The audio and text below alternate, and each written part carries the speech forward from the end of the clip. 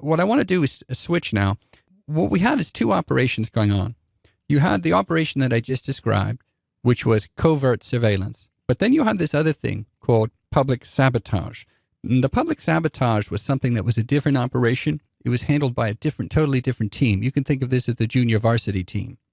And the junior varsity team, their job was not anything covert. It was simply to engage in a public sabotage of Nixon's rivals to try to influence how the rival primary would come out, how the Democratic primary would come out. And the person who was in charge of this was a person by the name of Donald Segretti. Play clip number 1. Donald Segretti, a California friend of Richard Nixon, would be known as a dirty trickster. During the 72 campaign, he sabotaged the hopes of Democratic candidate Edmund Muskie. Good evening. Today, Donald Segretti said he was sorry for all the political tricks he pulled on Democratic presidential candidates in 1972. What did he do? What exactly did Donald do? Donald Segretti disrupted, embarrassed, and sabotaged Democratic candidates and campaigns in at least 11 states. Political sabotage? Yes, dirty tricks. How do you do that? Well, what I'm going to tell you may sound like college boy pranks, but I can assure you they were very effective. Against Muskie, he dropped mice at a Muskie press conference. He hired a girl to run nude outside Muskie's hotel shouting, "I love Ed Muskie." He used stink bombs against Muskie headquarters and at Muskie picnics. He distributed signs in an anti-busing district in Florida that read, "Support Ed Muskie in busing more children now." He distributed a letter on stolen Muskie stationery accusing Senator Jackson of fathering an illegitimate child and of homosexual convictions. He also alleged that Senator Hubert Humphrey was arrested for drunk driving with a call girl. What? So this seems like is this a political ad? And how much of this is true? Okay, so all of it is true. This is rather interesting. The clip you saw there, there was a combination of things. There were some news clips in there, but in addition, there was a clip from Blind Ambition. That was John Dean. John Dean wrote a book called Blind Ambition, which described his sins in the Watergate administration. And it was made into a TV miniseries. It's actually pretty decent, although it was low budget, at least by our standards today. I mean, yeah. But anyway, it's on YouTube if you Google it. That's the only place I can ever find it. Segretti's the guy from California that was a friend of Nixon. Right. Did all this. And Gotcha. he's captain of the junior varsity team, as we're going to call it. And what did they do? They're going to do dirty tricks, try to engage in public acts of sabotage. And do you know he was funded by Nixon's personal lawyer? It would be the equivalent today. If you did the same thing today, it'd be like Rudy Giuliani paying him. Okay, so just going around paying people off. But it's interesting. Now, where did he get the money to fund this operation? He got it from surplus campaign contributions from 1968. In other words, Nixon ran in 68. The campaign had some extra money. And so I don't know how the personal lawyer got a hold of it, but in 68 he won. Right, 68 Nixon had won. So we're talking about the 72 election. Okay. So he's getting ready to run for re-election, and these old campaign funds are under the control of Nixon's personal attorney, Herb Kalmbach, and he's funding Segretti. I want to talk about the things that Segretti was doing. The first thing I want you to understand is Segretti's in charge with getting infiltration. He's going to hire people to infiltrate these campaigns. And what they're going to do is hire fake leftists who would manufacture dissent in the party. Right now, you'll notice that the Democratic Party is not cohesive. The Democrats have natural dissent. You know, like they were cohesive for a long, long period of time. You had basically New Democrats running the show. The Bernie people were supporting them. And then the party began to have this dissent in it. It was fracturing. Right. And now, back in 1972, you also do see the Democratic Party, because of the political cycle, shifting to the left. So they are starting to shift to the left at that time period. And so what Segretti's going to do is hire people to try to inflame that situation. And let's listen to clip number 5.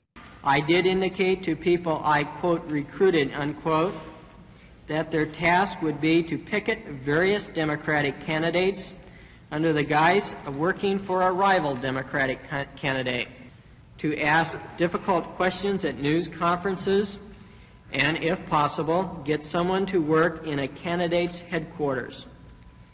The purpose of planning so-called, quote, spies, unquote, was primarily to obtain candidates' traveling schedules to assist in the planning of picketing activities.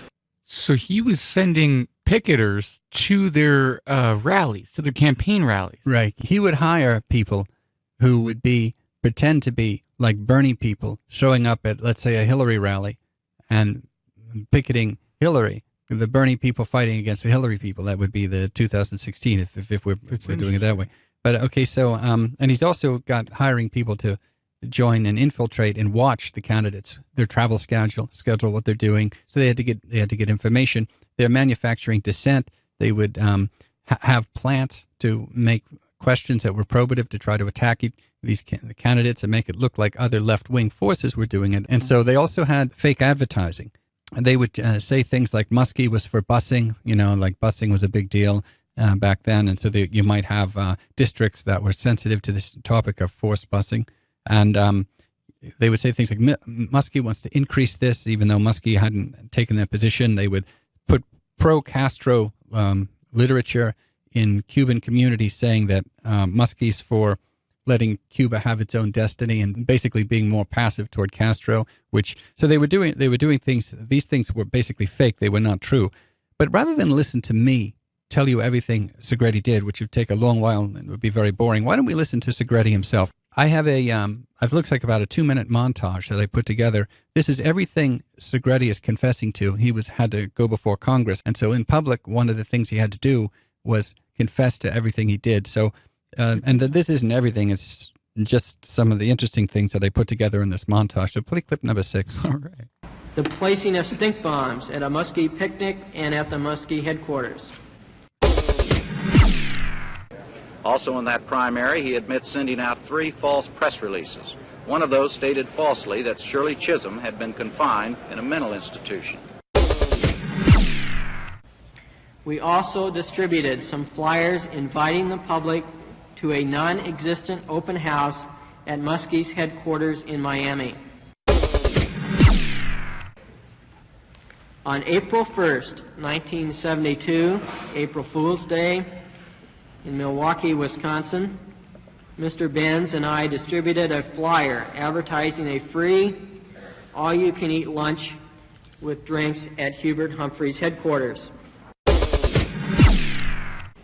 The sending of a letter on Muskie's stationery accusing Senator Jackson and Humphrey of sexual improprieties. Each and every allegation in the letter was untrue and without any basis in fact.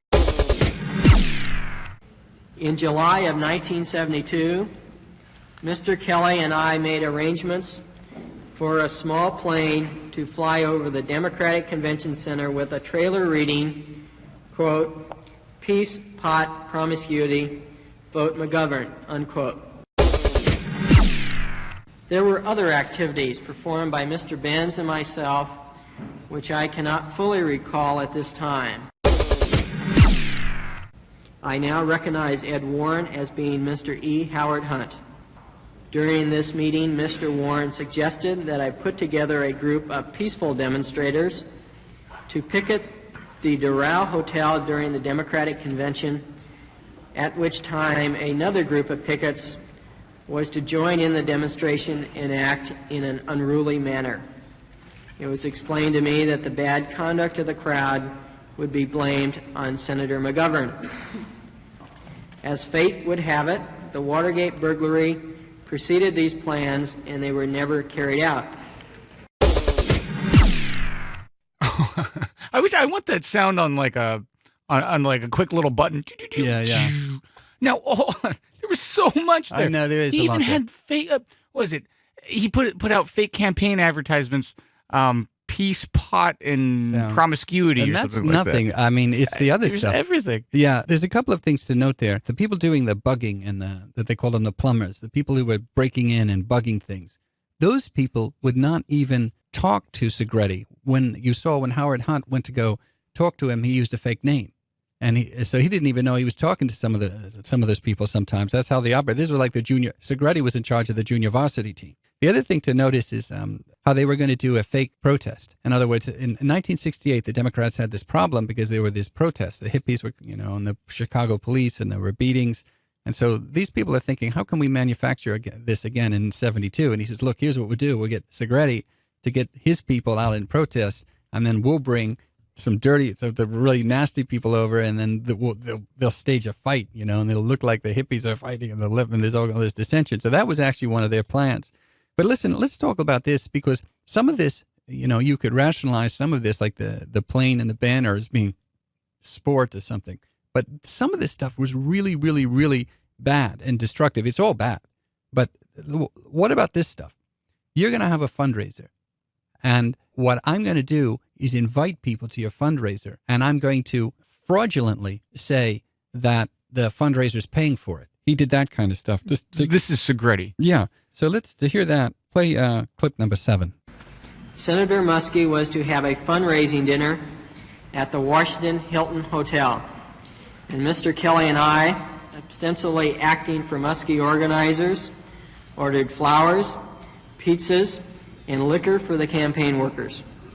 In addition, we invited certain foreign guests and provided for the delivery to the dinner by chauffeured limousine. A magician was also hired to attend the dinner and to entertain. We also made inquiries about renting an elephant, but were unable to make the necessary arrangements. We couldn't get an elephant. We did everything except get an elephant. You get what they're doing, right? He's trying to get all of the service people drunk too. Was that what that was? The important thing is he's billing all this fraudulently to the campaign. So in other words, let's say you're operating a liquor shop, right? And it says the Muskie campaign needs to order, 200 bottles of liquors for this event. And so, and it's billed COD. They did that back in the day. It's not like today where you have everything digital and it's cash automatically on demand. Yeah, cash on demand. That's the way a lot of capitalism was done that way. So this guy would bring the liquor to this event and say, and have documents to say, you guys ordered this, and so he's billing a pizza to the house. Right. It's a prank. No, it's a prank. Imagine that this liquor shows up. Okay. It's not centralized. It's kind of chaotic. Someone would say, oh, we ordered this. Oh, we did. And so then they pay him. They'd have to pay him. And so what you had is, let me show you some. He ordered 200 pizzas one time, billed to Milwaukee Muskie headquarters. It's the oldest trick in the book. Right. He ordered, there was a liquor, COD. Here's another one. They invited ambassadors from African and Middle Eastern countries to a fundraiser with limousine service. That's what. How are you going to do a fundraiser if you're paying for limousines and paying for these people to show up? In other words, now all of a sudden, your money, it's not a fundraiser because he's in effect looting you. Segretti is. All right, so he's actually taking that money away through these fraudulent activities. Wow. This is actually very interesting. There's other things that go on. And I'm trying to draw a distinction between sport. You have a plane and you have a banner that says, smoke pot, vote McGovern, or something like that. So that's one level of thing. But this thing, the looting the fundraisers, that's something else. He also would steal polling data. You have insiders and you're collecting a poll. And again, it's not like today we got these computers and everything. The polls coming in, some of them might be, marking, right? So, I mean, somebody comes in, it would be like today, it's funny, I do all my attendance on paper. I pass out an attendance sheet. And throughout the year, all my attendance sheets they're on the cart because I have this lecture thing that I cart in. And all I would have to do would be out of the room for a second. And somebody grab all the attendance sheets. I'm like, what was the attendance? I guess I can't take attendance now. Everybody gets 100. Right. So, well, it's actually a worry of mine. Luckily, I don't have any Segrettis in my class.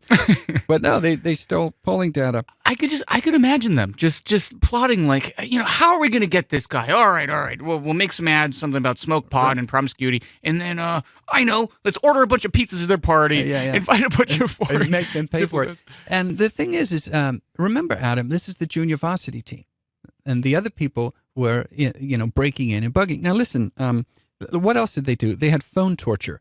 In the days before let me explain. In the days before the March 7th New Hampshire primary, blue-collar workers in Manchester's New Hampshire found their phones ringing after midnight with fake Muskie questions.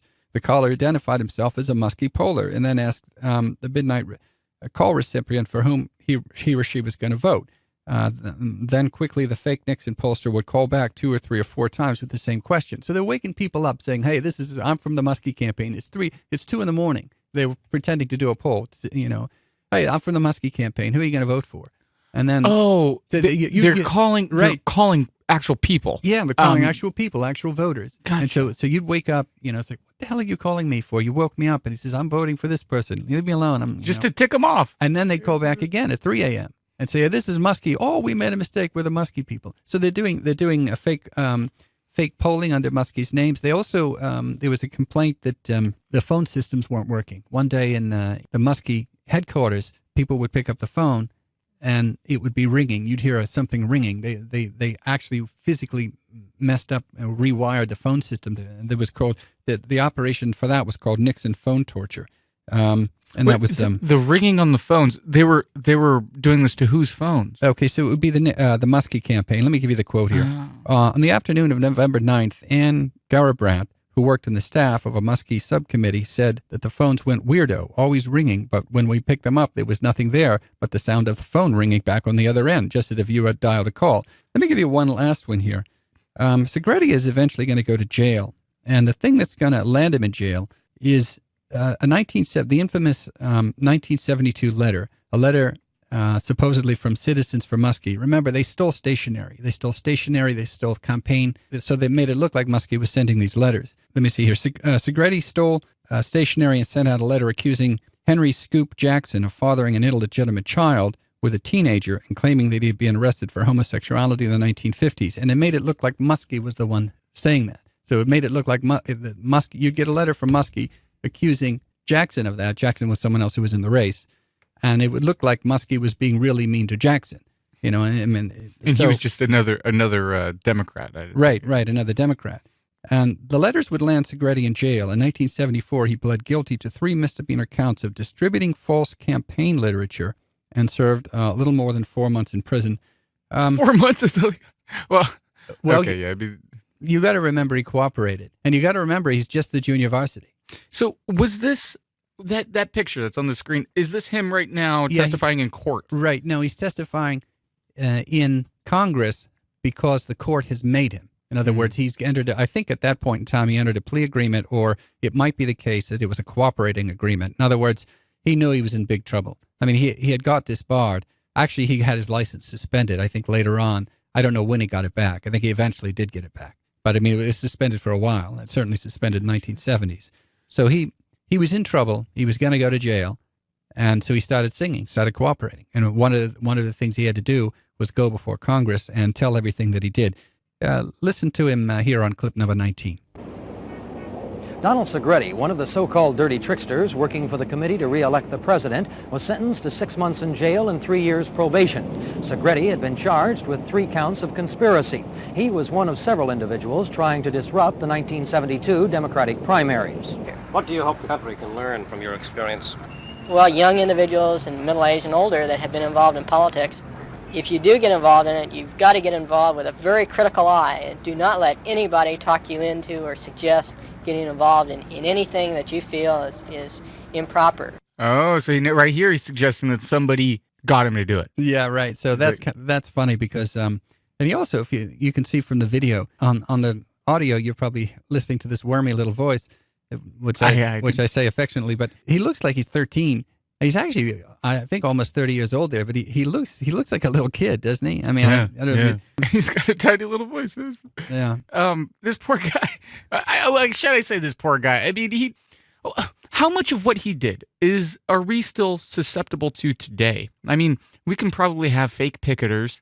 I don't think that we could successfully order monkeys to somebody's fundraiser. Yeah, no, a lot of this is really, really illegal today, but there are still dirty tricks that go on today. It'd be interesting if I didn't actually have that prepared, but you will have campaigns do the issue of sport in campaign is still there. But what we're trying to tell you is that what these people thought was sport wasn't sport, and secondly, it really was way across the line.